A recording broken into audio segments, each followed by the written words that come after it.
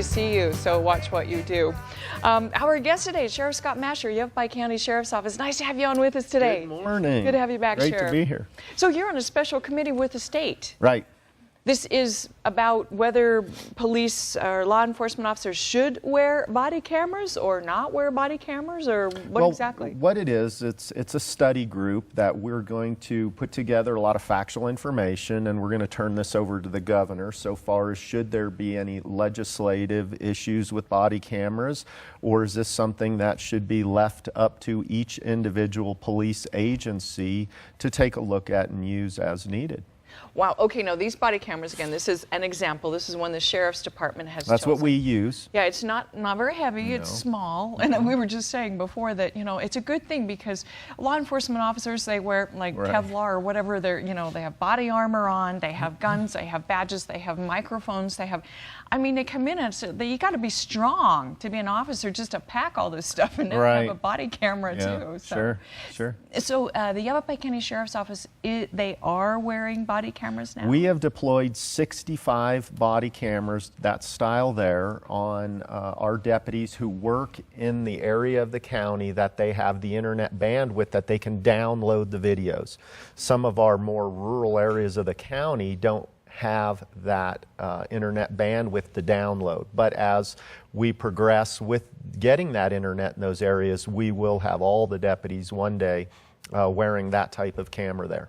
And why? Why a body camera? Well, I think it's, you know, it's technology that's not going to go away. Speaking with people in Yavapai County, all around Yavapai County, they're starting to expect the police officers to video some of these incidents that we encounter, use of force incidents.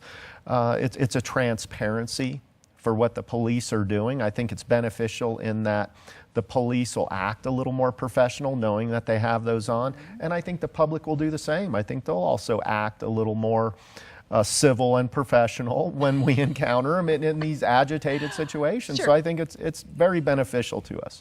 Because, you know, we know, anybody who's looked into this at all, every witness, even though they witness the same thing, will have a different take on what happened. Exactly. And then there are other motivations like protecting their actions, denying what was said, or, you know, things like that. Is this the concern with a camera, that this way the camera doesn't lie? Well, it gives you a certain context of what the officer is seeing and dealing with. Now, people may be 100 feet away seeing something a little differently, but this is one aspect of what's occurring when the officer is dealing with a situation in question. And we've already had one fatal shooting where a camera was deployed, and I don't think there was any question after watching the video that the officer did what he had to do to protect his life, his own life. Sure. Self-defense. So, we don't need our officers to die in these situations. Right. Okay, so this is tantamount to when football got instant replays, right? Yeah, exactly. Good analogy. Seriously, well, I never really enjoyed watching football that much till they got instant replays, because I'm going like, where's the ball? Who's got? What's happening? You know, but with instant replays, you go, oh, there it is. That's what happened. Right. It's like, why do they need referees? You can see what happened. If the ref calls it different, you're like, boo, that's not what happened. We all saw it, kind of a thing. But the cameras you expect to be the same kind of an argument breaker sort of a thing. Well, you know, I think what it is truly for me is in concept, it's showing what police officers are dealing with in their day-to-day working environment. And when they react in a fraction of a second to an incident, they're going to react to their training, and I believe the camera is going to show that.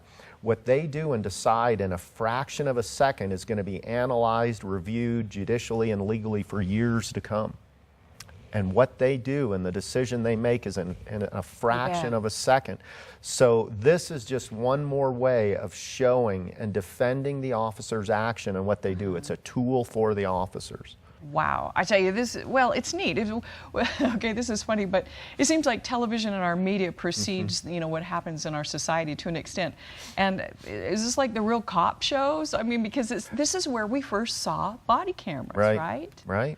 Where you see the officers going out, whether it's, you know, to like a gangbanger party or traffic stops, right? And doing this. And so people, I don't know, maybe they act up. Reality shows are all the rage now. Right. So that's kind of an interesting thing. you know, I have so many questions, and actually we're going to take you over another segment if you have time to talk to us another little bit. But so how do you determine which officers and like agencies even should wear, or do you think should wear, body cameras? Well, so far as the Yavapai County Sheriff's Office, I think the first responders. I think when we get a call for service, they go and then they turn the camera on.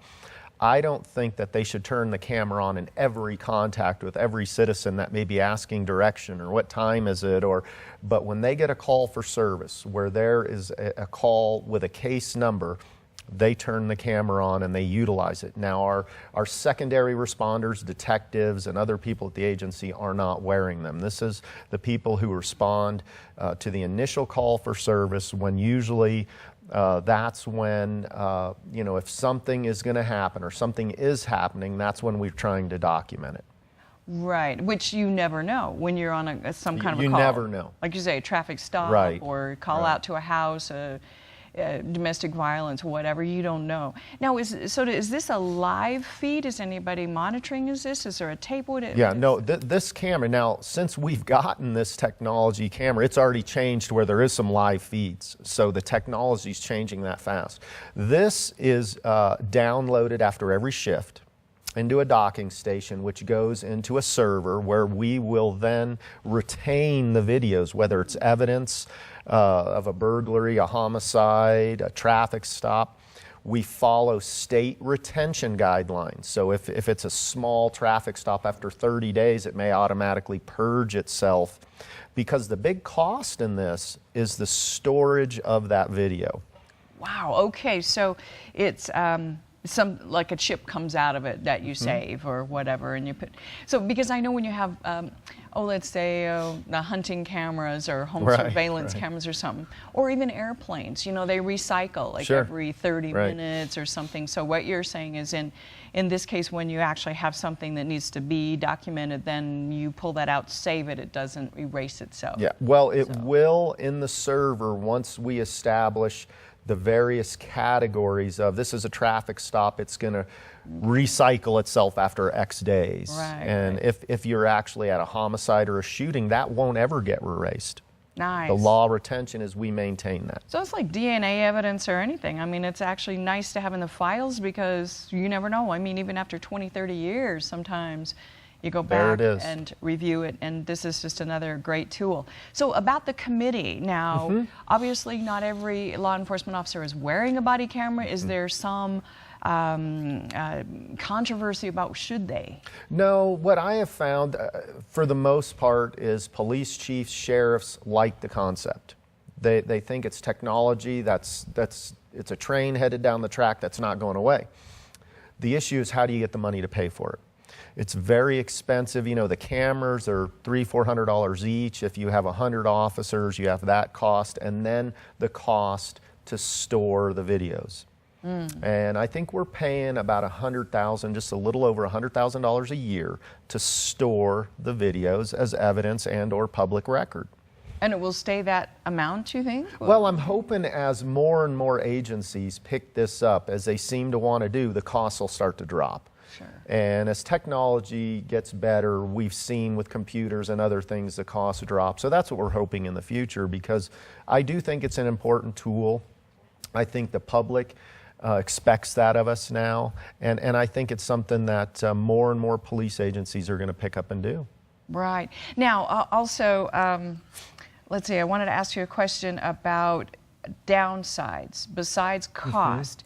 What are you getting from other people, other agencies, whatever, in terms of down? Yeah, the other side to the benefits, we're looking at someone has to go through and redact each and every video. If it's going to get disclosed as public record, or if it's going to be used as evidentiary, and there's victims, or there's addresses, or there's personal information, addresses, telephone, we have to redact those. So some staff at some point is going to have to sit down and redact this information, which of course takes time to do. Someone has to take that downloaded video and classify it and put it into the proper retention schedule. So if it is a traffic stop, it goes into this retention schedule, which will change, and various things like that. So there is more staffing time that you have to spend with it. Right. The technology's changing so quick we can't keep up with it. You know, that's the other downside. We just had an RFP. We just did a contract with Taser to do these cameras, and where we have to take them off and download them. Well, now there's technology that does it automatically. So amazing. 6 months, you know, we're already getting outdated. And then, of course, the cost to it. You know, the cost ultimately is the burden of the taxpayer, who's going to have to pay for this technology. And so that's the other side to it. Well, and you talk about redacting, and of course that's like you see on documents where there's black, like if it's a minor, right. Let's say, you cross their name out with black so it can't be read. So there's a lot of things omitted in a public document. Mm-hmm. So there's a couple of issues I see here. Number one is you've got to trust somebody to do the redaction, right. Or they could delete things or block things that are like important. Well, and that's a really good point. First off, the officer wearing the camera cannot edit it. He can't go in and make any changes. And before we as an agency will edit anything or change anything or blur a face of a child or something that, you know, is an issue, we work with the county attorney's office because they're going to be using it as evidentiary value in a judicial proceeding of some sort with the case. So before we do anything with editing or changing of anything, we sit down with an attorney and go through it. So again, that's just more work, more staff time. Sure. But I think the overall benefits are there, and you know, I'm in favor of it. Well, yeah, so that's what you're going to be doing on the committee. I mean, it makes sense to me. Now, I understand the privacy issues. Right. You know, some citizens maybe are saying, well, I don't want to be on camera, you know, and this violates my privacy. How do you Well, it's that? public. Whatever police officer doing in response. We have some officers who wear the cameras. They wear them right here in front of them. They actually put a little screen right here, so if I was wearing the camera, you would see yourself on this screen and you know you're being videoed. I love it. That's great. And it seems to really work well. Now, we are going to keep track of officer complaints and other issues against our agency.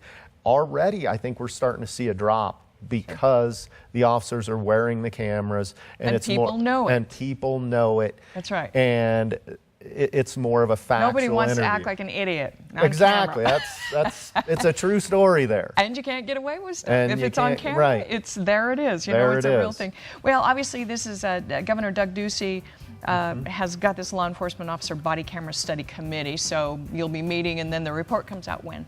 By the end of December, I believe, is when the report's due.